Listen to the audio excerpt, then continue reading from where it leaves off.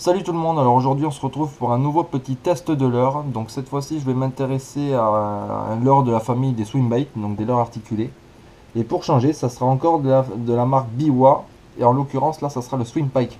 Donc on vous avait déjà présenté le Seven et le S-Trout, là je vais m'intéresser au Swimpike. Donc comme son nom l'indique, le Swimpike ça imite un brochet. Je pense qu'à la vue du leurre, vaut mieux, pas besoin d'avoir le bac pour comprendre ça, ou pareil anglais. Voilà, les finitions sont vraiment terribles. Donc au niveau des caractéristiques de ce leurre, il faut savoir qu'il est décliné en plusieurs tailles et plusieurs poids. Donc là, il existe en 18 cm, en 24 cm. Et il est aussi décliné en sinking, slow sinking et fast sinking. Donc je vais m'expliquer. On va dire que le slow sinking, c'est coule doucement en anglais. Donc il va couler beaucoup plus lentement que ses homologues. Il sera plus consacré à une pêche peu profonde au-dessus des herbiers ou le long des bordures. Le sinking, lui, c'est un petit peu polyvalent. Donc lui, il va vous servir un petit peu à pêcher partout. Et ensuite, vous aurez le fast sinking, qui lui sera vraiment consacré aux pêches profondes, de manière à ce que le leurre arrive vite au fond. De toute façon, quand vous achetez vos leurres Biwa, c'est très intelligent ce qu'ils ont fait. Ils ont mis sur les packaging le, le nombre de centimètres qu'ils font par seconde, qui coulent par seconde. Par exemple, celui-ci, je crois qu'il est à 60 centimètres par seconde. Donc si je veux que mon leurre il évolue à 2 mètres, je vais compter à peu près un petit peu plus de 3 secondes. Donc ça c'est vachement intéressant quand on veut pêcher des plateaux d'herbier qui sont à 2 mètres sous la surface. Ben voilà, je vais le laisser couler 2 secondes, il va arriver à 1 mètre 20. Voilà, je vais passer au-dessus, 80 centimètres au-dessus des herbiers. Donc voilà, ça c'est vachement intéressant de le savoir. Ils sont aussi déclinés en une dizaine de coloris, donc du plus naturel comme celui-ci, là, c'est le Northern Pike, donc il imite à perfection un petit brochet, jusqu'au Fire Tiger, en passant par des coloris vraiment pour les couleurs froides, donc des couleurs bleues, des couleurs chaudes. Il y a un Fire Tiger orange et une rouge qui envoie vraiment du pâté, quoi.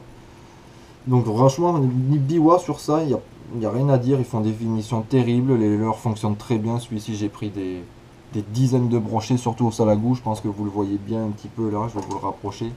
Il a pris pour son grade. J'ai pas fait d'énormes brochets sur celui-là, ça ne saurait tarder. Il faudrait que je passe devant une grosse poutre et je pense qu'il y a moyen de le faire monter, parce qu'il faut savoir que les brochets sont vraiment cannibales.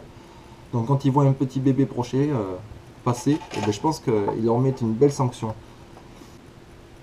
Au niveau des avantages et des inconvénients de ce leurre, en avantage, bon, les finitions sont terribles.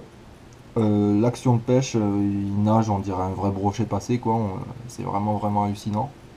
Les inconvénients, bon ben moi j'en vois pas trop, peut-être le prix, parce que c'est pas donné, c'est entre 24 et 28 euros. Donc j'avoue que ça peut-être en refroidir quelques-uns, mais bon, il faut savoir que quand on pêche avec des grosses cannes, parce que là il faut employer des cannes quand même relativement puissantes, on a des bas de ligne relativement gaillards, donc on va pas perdre des leurres à tout bout de champ comme si on allait pêcher au leurre souple pour gratter le fond, quoi. Donc là, de ce côté-là, on perd beaucoup moins de leurres quand on pêche avec des cannes puissantes.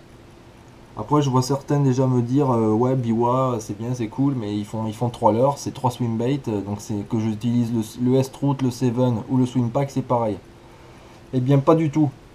On va dire que, enfin, moi personnellement, le Seven, donc c'est le petit dodu, lui, je vais l'utiliser vachement pour des pêches ciblées de bordure sur des arbres, par exemple, là où je vais pas le mouliner très longtemps, je vais pas lui faire parcourir une longue distance. Par exemple, il y a un arbre immergé, je veux passer 3 mètres dessus, je vais jeter dans les branches, je vais utiliser le Seven parce qu'il coule vite. Il a besoin d'une récupération très lente, donc il se met en action très lentement. Donc voilà, celui-là, moi voilà, pour les postes ciblés, j'utilise le Seven.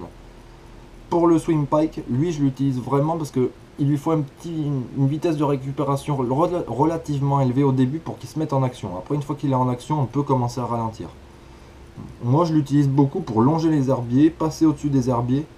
Quand j'ai beaucoup de distance à parcourir avec mon leurre, je trouve que le Swim Pike est beaucoup plus adapté que le Seven. Et enfin, le S-Trout, lui, moi je trouve que c'est un mix entre les deux. Voilà, il a la longueur du Swim Pike et l'aspect bien dodu du Seven, avec sa nage vraiment très lente, très, très ample. Lui, il a une nage très serrée et très rapide, vous allez le voir dans la seconde partie de la vidéo. Ça a vraiment rien à voir, c'est 3 leurres totalement différents. Je suis d'accord avec vous, ça reste des swimbaits. Mais franchement, je les ai utilisés toute la saison. Et voilà, moi, poste ciblé, j'utilise le Seven. Pour parcourir du terrain, pour prospecter vraiment beaucoup de terrain, je vais utiliser celui-ci.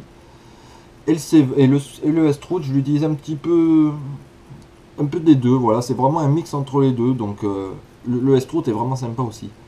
Donc maintenant on se retrouve directement dans la seconde partie de la vidéo qui sera filmée dans la piscine afin que vous admiriez vraiment sa nage magnifique. Allez, ciao tout le monde.